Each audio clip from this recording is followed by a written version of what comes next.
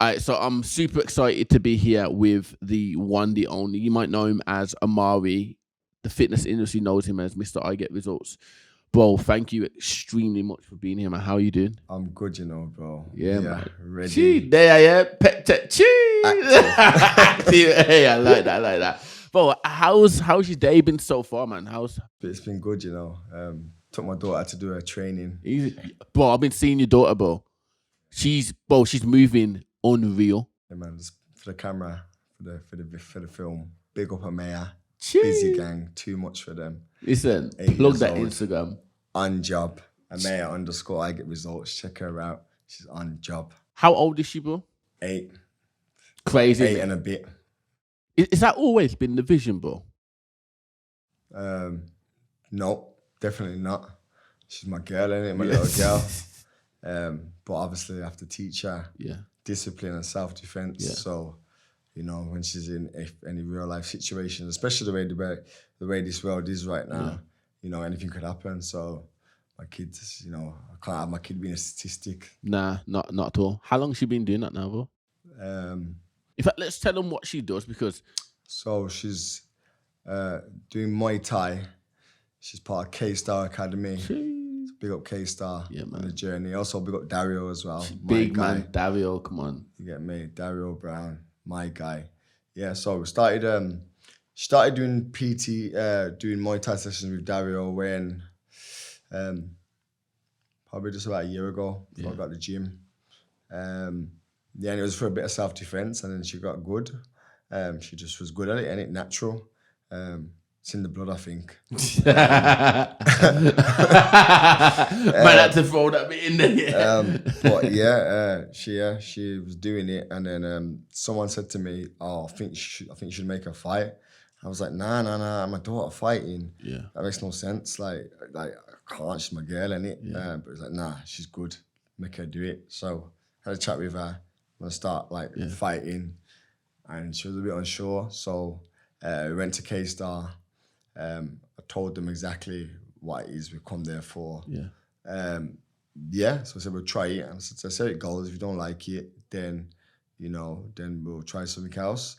And then in her first 3 weeks, she was just on smoke, and to the point where you meant to get graded after 3 to 6 months. She got graded at 3 weeks. Mad, absolutely mad. But obviously, she had the technical ability. That's why. So that's some obviously Dario training her. Yeah. So she could do all the moves already. She just never had any physical contact with anyone. Yeah. She's not even really aggressive. She's proper soft and likes arts and crafts and reads books and that. She's very smart in school as well. She's a good girl. So to get a fighter out of her, it's been mentally. I've had to mentally work with her to get her out of her comfort zone, but make her feel comfortable at the same time. And now she's, going out with 11-year-olds, going out with year 7s, fighting boys for fun, normal. But I'm going to pause you there. Your daughter, I think, is a massive topic. I don't want to put it at the beginning yet. Yeah. We can dive into that in a minute. Yeah, that's cool. I knew that was cool. I said to her, I said to my daughter, I'm going to go on a podcast today. And she said, "Really?" I said, "I'll bet you're going to be a topic." Massive topic to use, bro. 100%. All right, so let's dive into you, the person, bro. Let's start this off with, what do you think people misunderstand about you the most? Because I got high energy, Sometimes I'm a little bit moody, but it's only because I'm tired. I work around the clock. You get me, I hardly sleep. So sometimes I got a resting space. You get me? Or I'm just, that's an antisocial. Don't want to talk, and especially in the morning. Yeah. But I try to work on that, to be fair, But for me, again, I got energy, and people, I think, get intimidated by that. Yeah. So they think, "Oh, this guy," or whatever. But I'm just me. If you're not like that energy, that's fine. But I like, charisma. Yeah. I like, active. So that's why certain people, I'll get along with certain people that won't in it. But if you don't feel my energy, then that's cool. Keep it moving. So that's just what it is. I hear that, man. I hear that. It's a question that we've never asked anybody, man. So I was very intrigued to see how you'd answer that. Yeah. So let's dive into your childhood. In fact, let's tell people your full name, and let's tell people how old you are. And have you got any brothers and sisters? Okay. So my full name, what first last name? Come on, boy, let's Okay, get so it. my name is Omari Bao. Jeez. I'm nearly 32 years old, born 1992. Siblings, my dad's got kids all over, but in my growing up household with me and my little brother. Growing up, my mom, she did a lot for us, and I got a lot of cousins as well, like big cousins who are like active. So, I was always around older people, so I had to I was always mature and for my age and always try to, do more. And I was walking to school with my brother at 10, normal. Mad. Going primary school, walking back, it was casual. Like that's just what we did, innit? And my mom knows she could rely on me, trust me and rely on me to, do the right thing. And anything happened, I'd tell her, I was proper with it, again, kept it real. So was like your father active from the get-go? Yeah, my dad, he's very active. I'm not going to say who he is on here, but he's very well known, in the Birmingham and surrounding areas. He was there active, but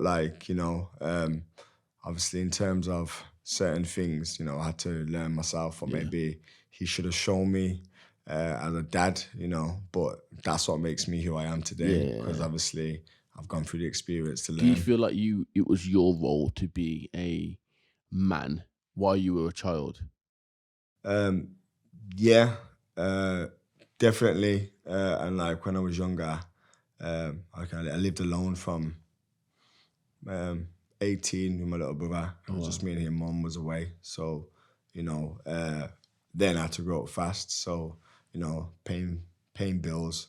I got a 3-bedroom house, had it since 18.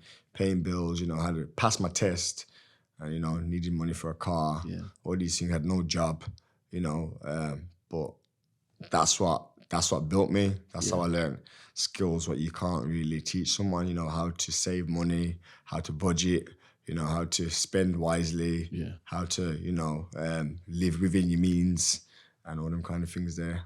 Do you think that in this day and age that is something that is unheard of now? Yeah, definitely, because the world's too glorified on, all these social media platforms. And for us as PTs and, fitness coaches, we need that. But I think this social media is very toxic, and what they're showing things like, my son is 5 years old and he watches some dumb things. I'm like, what are you watching, kid? You're looking 6 million views. So these people are getting paid to uneducate my son and turn him into an idiot, so I don't really respect it.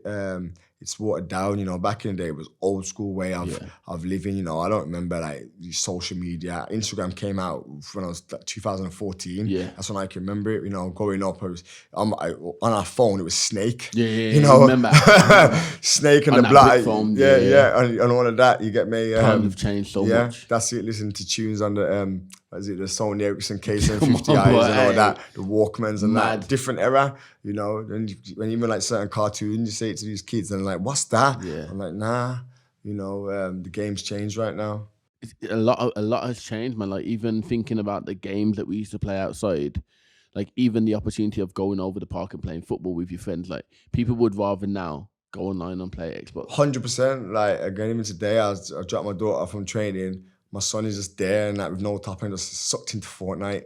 My man's 5, he's 5 and he's winning Fortnite online. How are you this good to how is your brain even processed for that? But you get me, don't even know how to run properly yet, you get me? And he's mastering the game like that. So, you have to wisen them up, because otherwise, as when they get older, they'll just be finished and have no common sense then, which is what these kids fail to have right now, Whose fault do you think that? Do you think it's the parents' fault, or do you think it's the child's fault? Well, I've been recently working with kids probably since I got my gym. So probably since last year, I've done a few projects with kids in schools and stuff. But from this year, working with a lot of kids, I'm realizing it's because, again, they've got generally it's no father figure or no positive male role model. You got a mom that's got 3 kids. So she's got a kid that's say 12, 8 and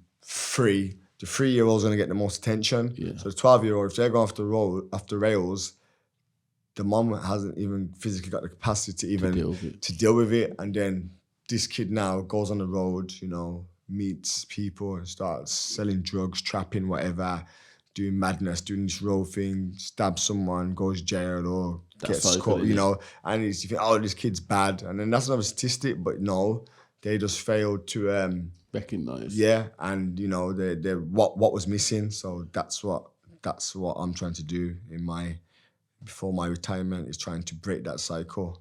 Because even for myself, you know, it wasn't that deep for me, but you know, I had a lot of older people around me and a lot of influences, good and bad. So it would have been easy for me to do certain things, but my mom taught me better to know what's right and what's wrong, and anything that I didn't feel uncomfortable with doing, I would never do. Would you say that you always have had that mindset where if something was uncomfortable and you didn't want to do it, have you always said, I'm not going to do it? Or have you sometimes been peer pressured into doing it?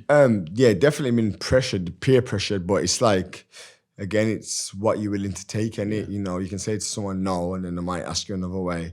But in my head, I know what's the right thing to do and what's not. So I'll always stand by that, and that's why in my career, you know, I've never worked. I just became a personal trainer. I've been self-employed all the way because in my eyes, I'm a boss and I don't take orders. I give them. So, you know, that's what it is. I'm not having to say, yo, do this, do that. I do what I want to do and I want to do it. And that's just it. You know, no one can't try and trick me out of my position. Mad that could you imagine, like for one moment, I want you to think about, imagine now you not being your own boss and working at Primark.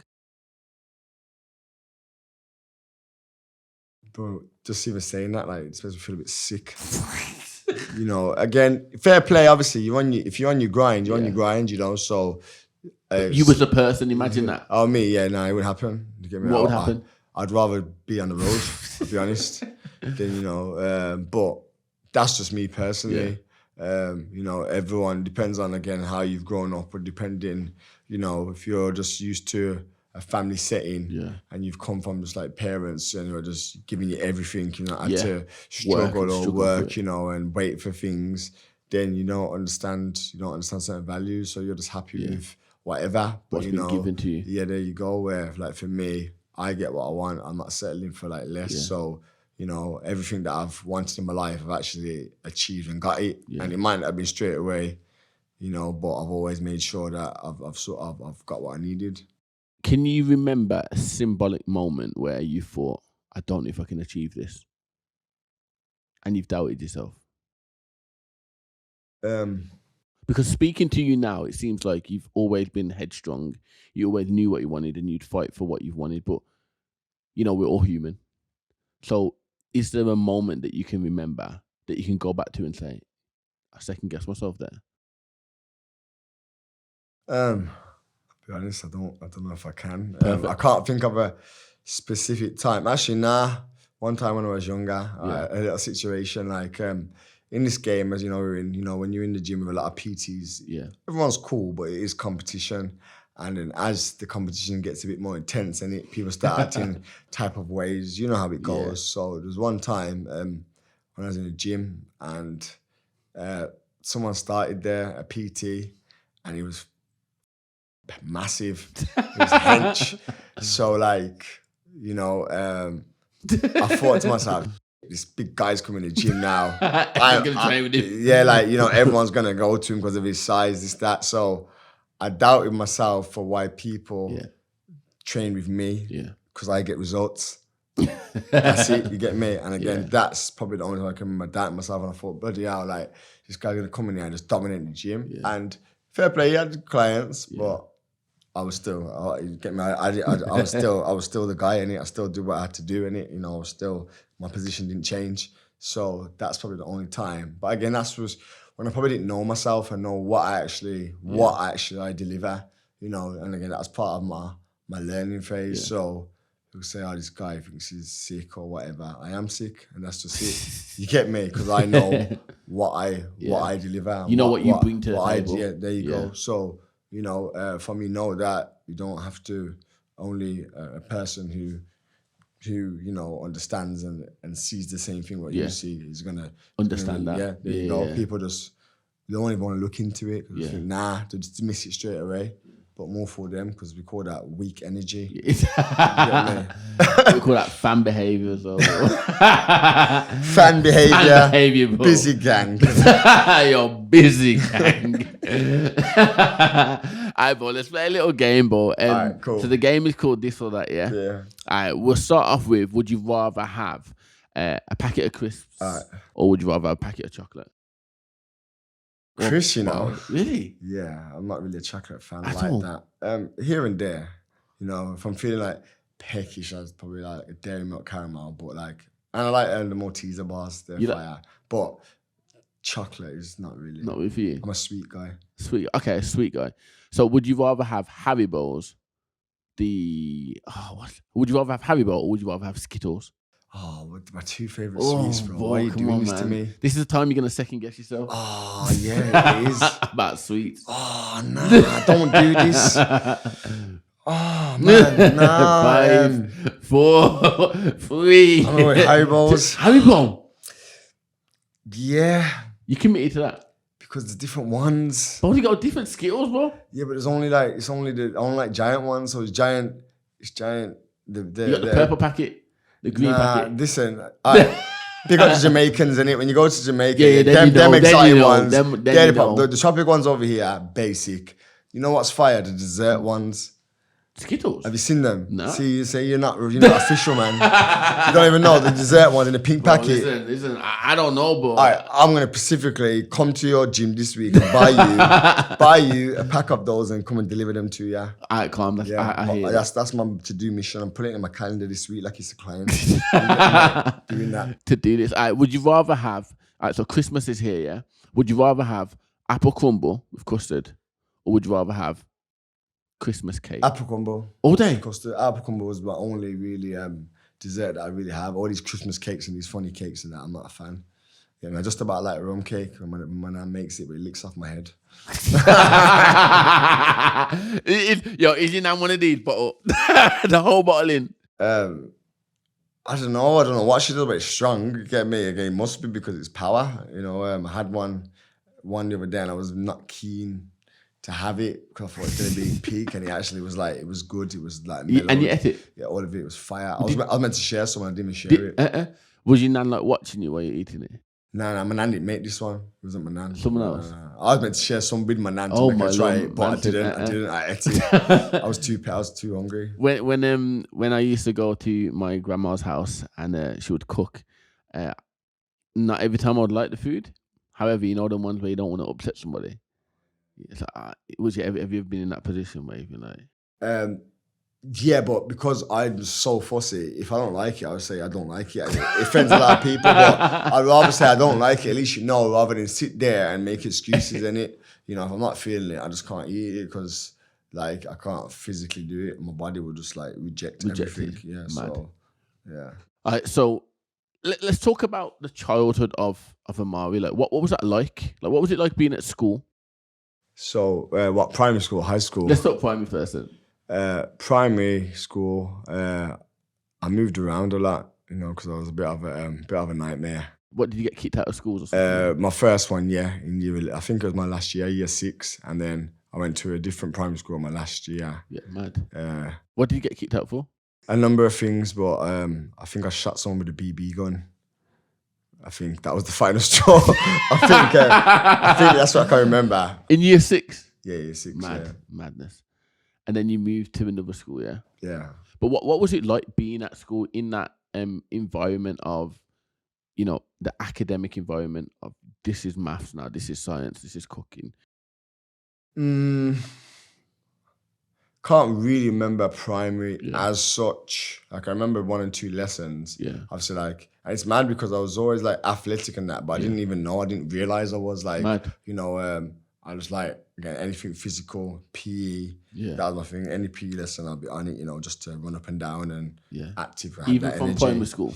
Yeah, and now that I think back, yeah, like I should have always probably been destined to do something fitness related. But like, you know, I was very fast in school. Yeah. Every sports day I was smoking everyone. Okay. I probably could have been a sprinter, but I didn't pursue that career. Why do you think you didn't pursue that career? Was it no one else was doing it at the time, or was like there's more resources now to do things, but back then, like Like my mom would take me to like, you know, even my sports day, my mom, fair play to her, my mom used to come with like runners, my mom was Mad. rapid, so my mom used to win.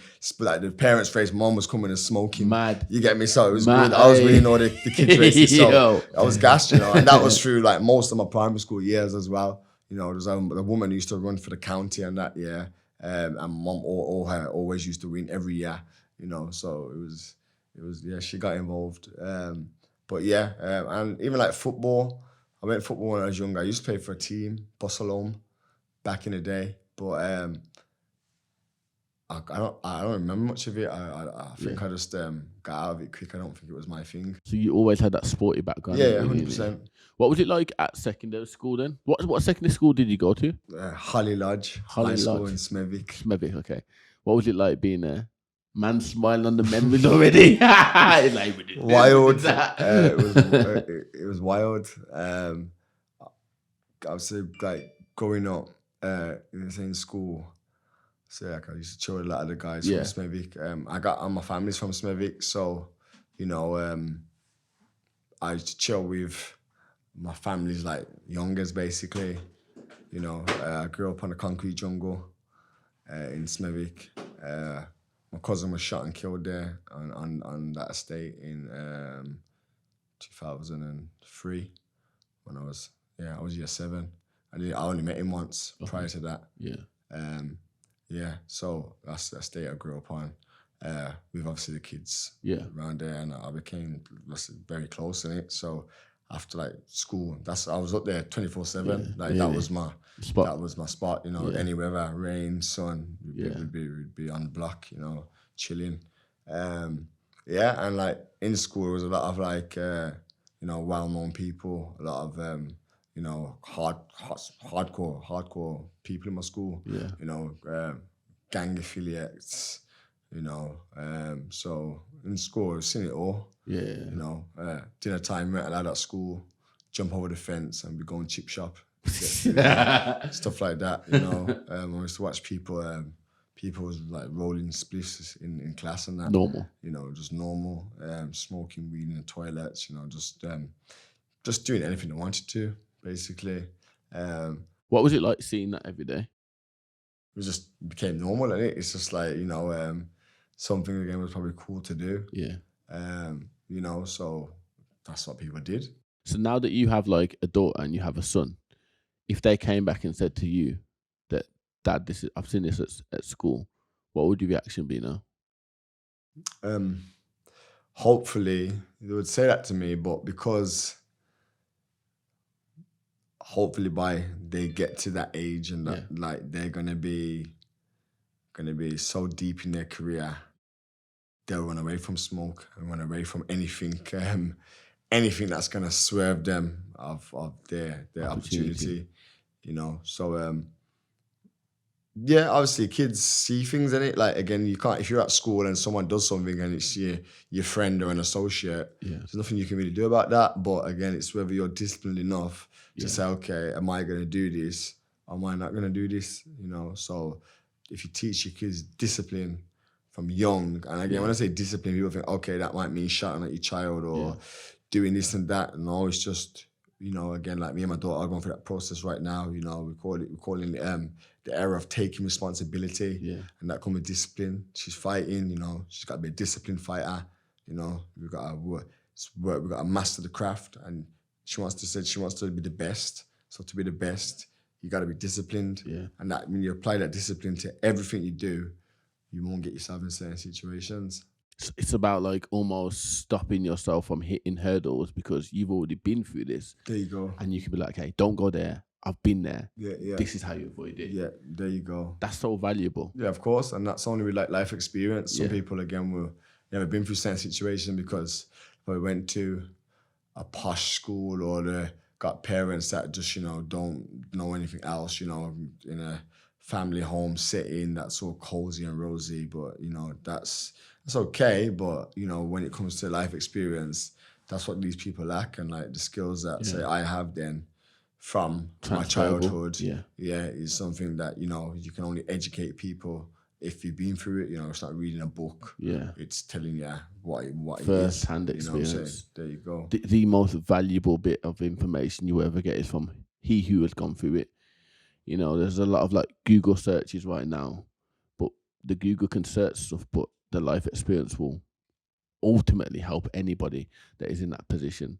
And you know, another example of this would be when people before my dad had passed away, I didn't really have a first-hand experience of death so close. So when people would tell me, "Oh, I've lost this, I've lost that," I would give my condolences, but because I never really experienced that. You don't know.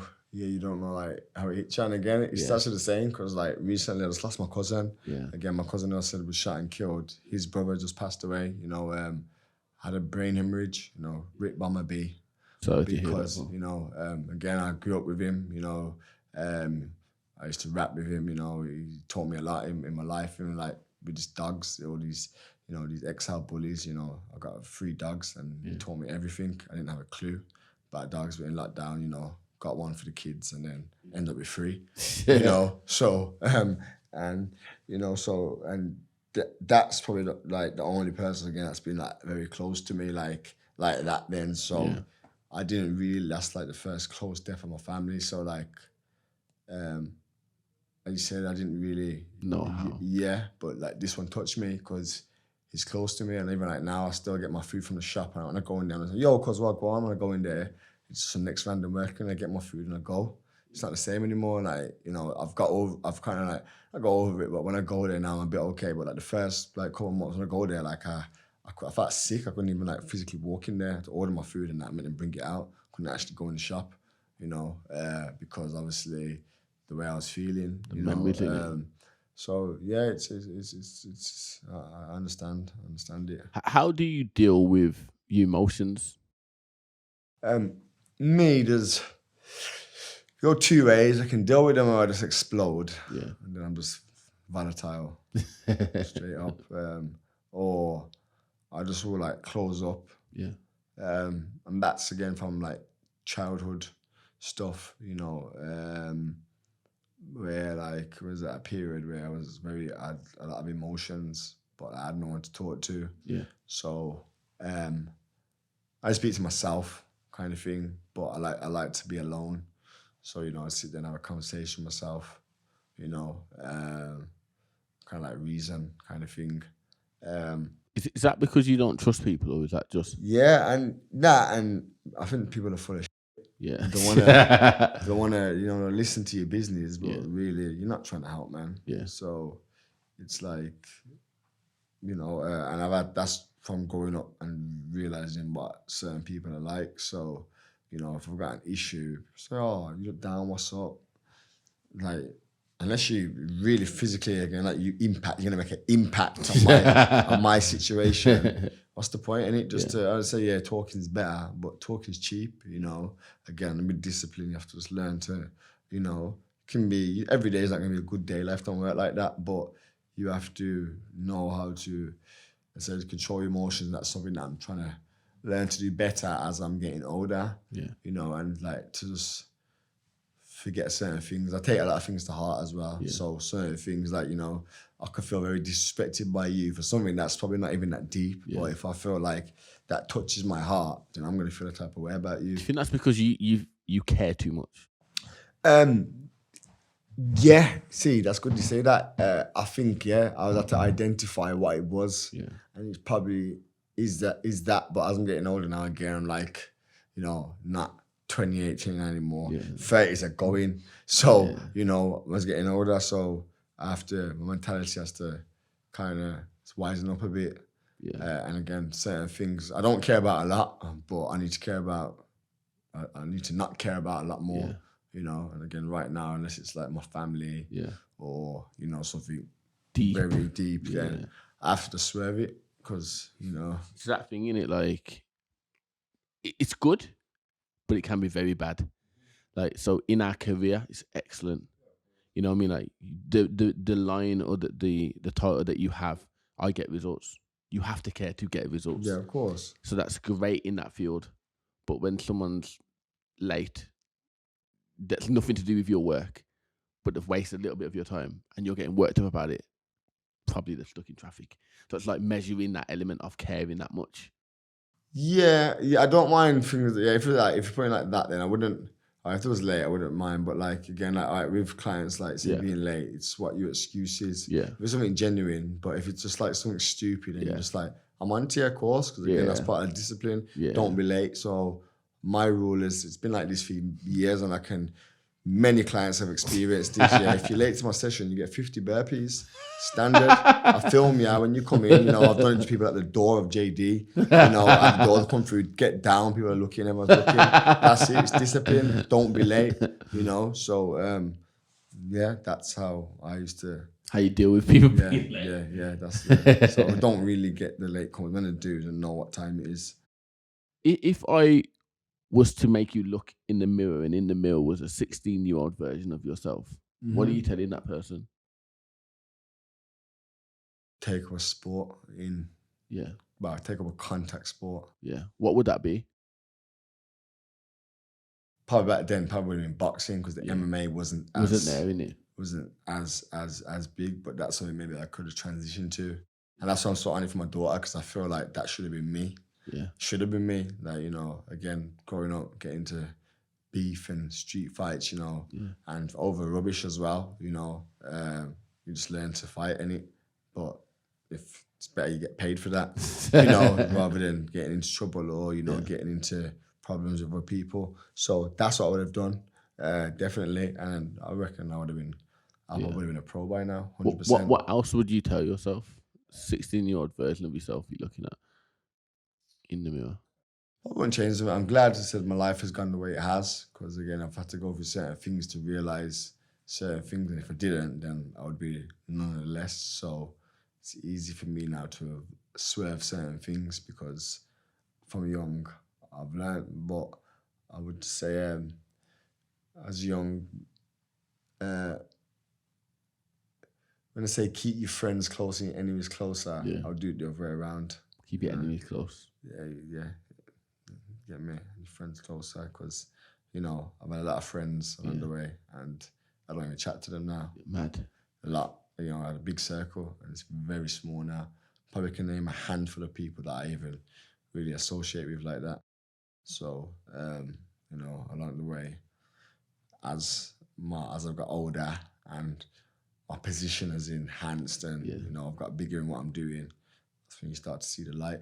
It's interesting that is. There's a saying that says, people like you when you're below them, but the minute that they see you getting above them, you don't deserve that. Why are you doing better than me? What have you done that's more valuable than me? You're forgetting who you was. These are the commonalities that people say.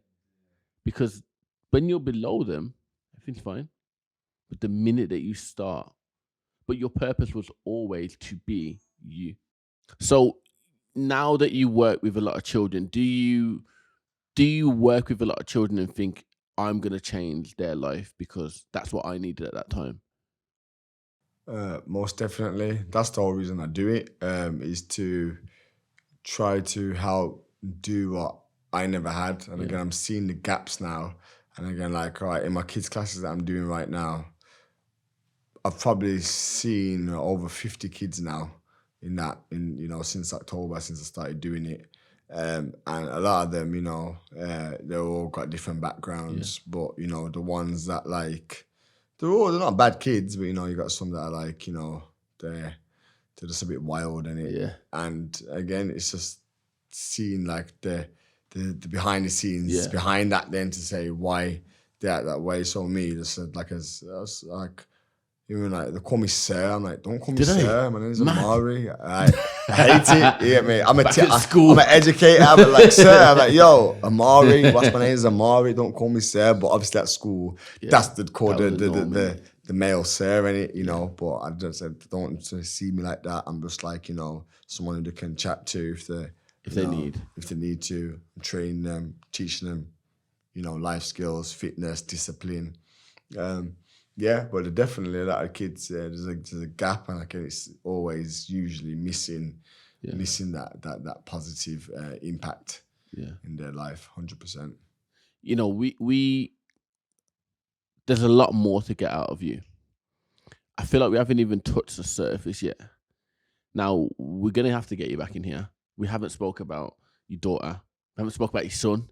We haven't spoke about the journey towards getting a gym. Haven't really dived into you, the person, either yet. We've just literally touched the surface. So first and foremost, I'm grateful for you taking up this opportunity Of course, and my jumping bro. back on my bro. Every time. Like, it was a no-brainer. Having you on here is a no-brainer. So if people wanted to find you, like, where can they find you? What are your social platforms? You can find me on Instagram. Mr. I Get Results, my personal. I Get Results Fitness, that's my business one. Sandwell Gym, that's my business one. I also run PT courses too. So Academy_I Get Results, that's another one. And if you want to check out my daughter doing her Muay Thai thing, Amaya_I Get Results. But if you type in I Get Results, You see that, everything will come in it. That's it. everything. Yeah, it was a pleasure to come through and My bro. impact the show. Come on, my bro. This is what it's about, yo. Yo, my guy. Bless.